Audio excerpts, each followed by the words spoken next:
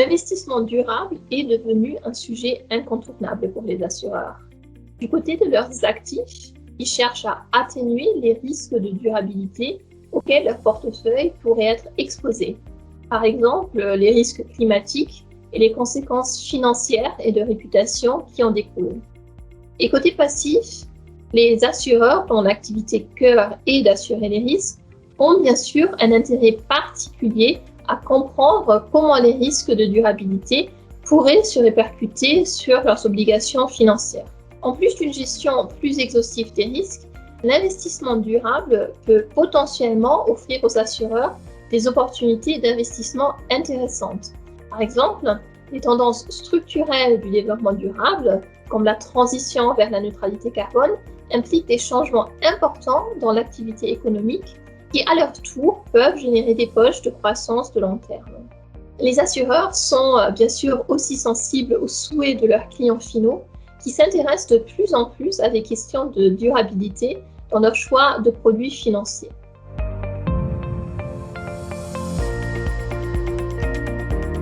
Un autre levier puissant de l'investissement durable chez les assureurs est l'augmentation des initiatives réglementaires en la matière face à l'accélération alarmante des problématiques environnementales.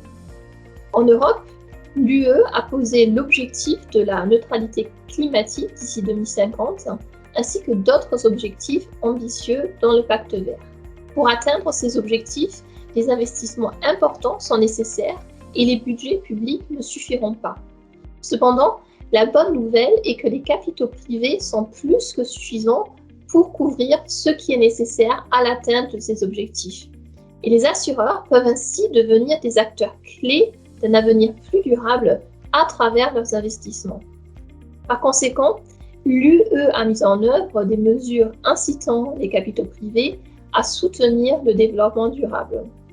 Et actuellement, l'une des mesures les plus importantes est la réglementation sur la publication d'informations pour une finance durable, dite SFDR.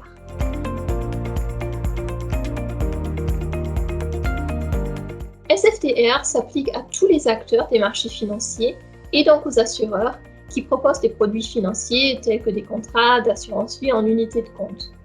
SFDR crée le cadre selon lequel les assureurs doivent publier la manière dont ils intègrent et gèrent les facteurs de durabilité. Ces exigences de reporting, dont une grande partie sont entrées en vigueur en mars 2021, reposent sur le principe de la double matérialité qui à son tour comprend deux piliers. Premièrement, la notion de risque de durabilité. Les risques ESG, c'est-à-dire environnementaux, sociétaux et de gouvernance, auxquels sont exposés les assureurs et leurs produits. Deuxièmement, les principaux impacts négatifs. Il s'agit des potentielles répercussions négatives qu'a un assureur sur l'environnement ou sur des dimensions sociales. SFDR a également un impact sur les assureurs en termes de distribution de leurs produits, qui sont désormais classifiés en 3 catégories. Les produits relevant de l'article 9, gérés avec des objectifs de durabilité ou d'impact, les produits article 8, qui visent à promouvoir des caractéristiques ESG, et enfin les produits dits article 6, qui n'ont ni des objectifs de durabilité, ni des caractéristiques ESG. Cette classification des produits est importante car il est probable qu'elle influence à quel client un produit pourra être distribué. En effet, SFDR a des impacts sur les tests d'adéquation ESG dans les directives de distribution comme MiFID et IDD. Par exemple, si le souscripteur à un produit d'assurance exprime un intérêt marqué pour l'ESG, il est probable que l'assureur soit tenu de lui proposer des produits article 8 ou 9.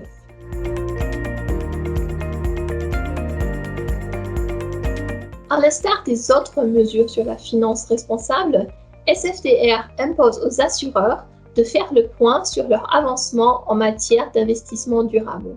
À cet égard, il peut être utile pour les assureurs de réfléchir et mettre en œuvre 5 piliers de l'investissement durable. Premièrement, la sélection négative, qui fait écho à certaines exigences de gestion des risques de SFDR. 2. La sélection positive, Et 3, l'impact, qui peuvent permettre de faire le lien avec les classifications articles 8 et 9. Et 4, l'engagement. Et 5, la politique de vote, qui répondent aux exigences de la directive concernant le droit des actionnaires et peuvent aussi faire partie des articles 8 et 9. La mise en œuvre de SFDR est également une bonne occasion pour les assureurs d'examiner comment bénéficier des opportunités offertes par l'investissement durable. Par exemple, de nombreuses études montrent que de manière générale, les portefeuilles affichant des scores ESG élevés présentent un potentiel de performance relativement attrayant. D'autres opportunités peuvent être identifiées au sein de stratégies visant à réduire l'intensité carbone. Et un autre exemple sont les stratégies thématiques, qui sont fréquemment axées sur les objectifs de développement durable des Nations Unies et qui sont aussi soutenues fortement par la réglementation, comme l'action pour le climat ou encore l'économie circulaire.